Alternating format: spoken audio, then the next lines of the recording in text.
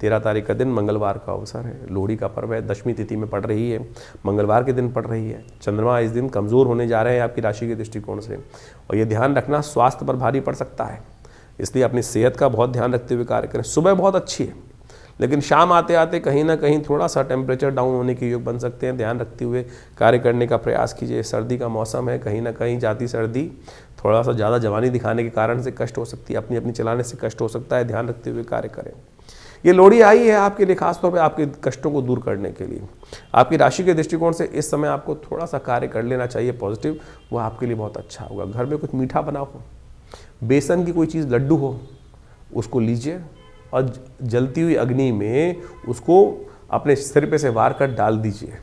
लोहड़ी की अग्नि में ये डाल देंगे तो दरिद्रता दूर हो जाएगी, कष्ट दूर हो जाएंगे, और जो भी अनिष्टकारी योग आपकी राशि में बने हुए हैं उसको दूर करने का बड़ा सुंदर अवसर आपके लिए विद्यमान है। मंगलवार के दिन ये लोहड़ी का पर्व पड़ रहा है, कोशिश करें हनुमान जी का सुंदर स्तवन करने का प्रयास करें। कष्टों को दूर करने का योग आपकी राशि में बहुत जल्दी से बनेगा। नए कार्यों की तरफ मत जाइएगा। तो एक काम हमने विवेकानंद योगाश्रम में, क्योंकि मंगलवार का योग है, मंगल इन दिनों अस्त चल रहे हैं, तो हमने भगवान हनुमान जी की प्रार्थना के लिए सुंदरकांड का सुंदर कार्यक्रम रखा हुआ है हर बार की तरह मंगलवार के दिन, और साथ में लोहड़ी का महाउत्सव भी भारतीय संस्कृति के अनुसार से। देखिए हमारा संस्कृति ऐसी इतना विशाल देश है, क्षेत्र के अनुसार से अनेक अनेक क्षेत्र का महत्व देखते हुए जो उत्सव है मनाए जाते हैं। लोहड़ी का भी बड़ा महत्व है। पंजाब इत्यादि क्षेत्रों में यदि हम देखें तो वहाँ पर होली नहीं जलाई जाती, वहाँ लोहड़ी विशेष तौर पर ही जलाई जाती है।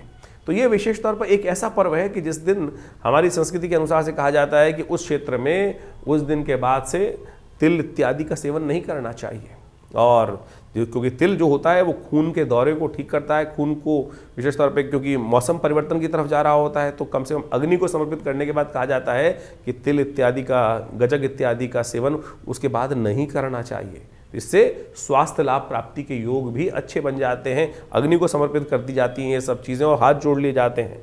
तो इन सब को फुल्लियाँ इत्यादि ये सब, अब तो पूरे साल ही आप फिल्म देखने जाओ तो पूरे साल फुल्लियाँ चलती रहती हैं, लेकिन पंजाब इत्यादि क्षेत्र में इस बात की व्यवस्था की गई थी कि मक्का को भगवान को समर्पित, अग्नि को समर्पित कर दिया जाता है। यानी वो आज्ञा दी जाती है, एक प्राकृतिक तौर पर व्यवस्था बना दी जाती है कि भाई इन दिनों के बाद, अब सर्दी जब दोबारा आरंभ होगी उसके बाद इन सब चीज़ों खाइएगा, नहीं तो स्किन डिसीज परेशान करने के योग बनाएगी। गुड़ इत्यादि का सेवन इसके बाद थोड़ा कम करने का प्रयास करना चाहिए, तिल इत्यादि का सेवन कम करने का प्रयास करना चाहिए। ये क्षेत्र का प्रभाव है, यानी उस क्षेत्र के अंदर ये चीज़ें हमको व्यवस्था रखने का प्रयास करना चाहिए।